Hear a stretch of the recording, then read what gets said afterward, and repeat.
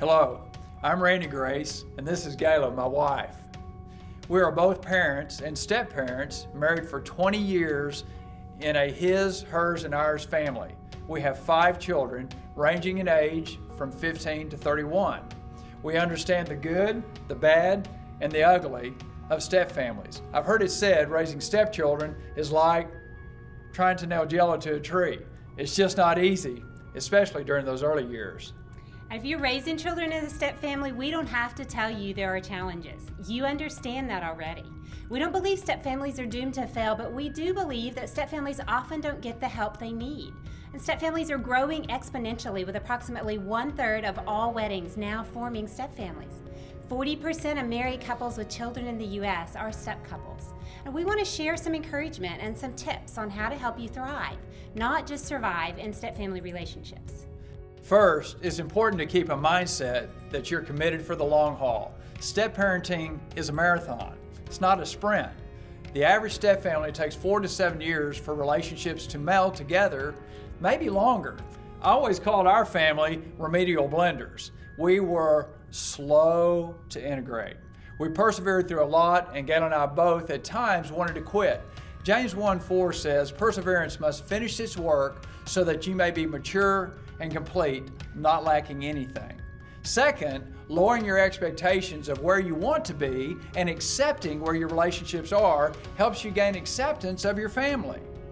If the differences are not significant, let grace and mercy prevail. Make your marriage relationship a priority. If you bring children to the marriage, you have a longer history with them than you do your spouse, and you're naturally protective of them. But learning to parent together takes time, patience, and understanding. But don't lose sight of the person you married in the midst of it. Cracks in the foundation of a marriage allow division to seep in and separate relationships. In our early years, I discovered that applying the Serenity Prayer to our circumstances helped me find contentment. The Serenity Prayer says, "God, grant me the serenity to accept the things I cannot change, courage to change the things I can, and the wisdom to know the difference."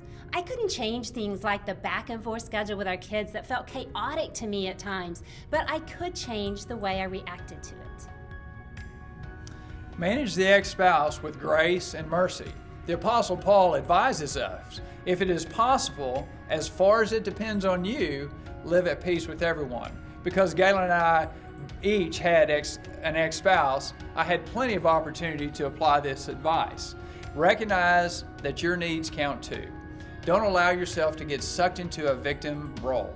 The second commandment says, love your neighbor as yourself. Before you can love someone else, you must love or at least like yourself. Pray for wisdom daily. I didn't know how to be a stepmom or a wife in a blended family. I didn't know how to trust my husband with my girls who were not his biological children, but I knew God would help if I asked.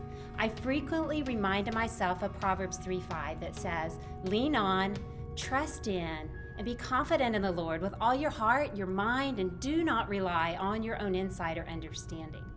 Also, I learned I couldn't take everything personally. Sometimes kids, especially teenagers, just act like teenagers, right?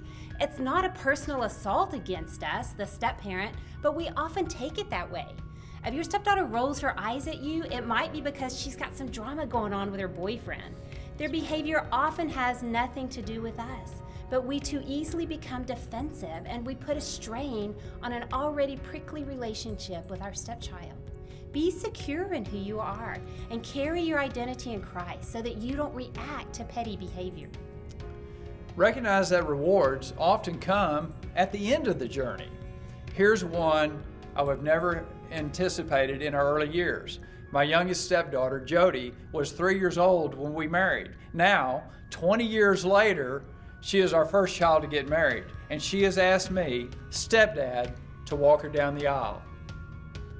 I love being dad to this family. If you want more tips and support in your blended family, please consider joining us for our Restored and Remarriage class starting on Wednesday night as part of Journey.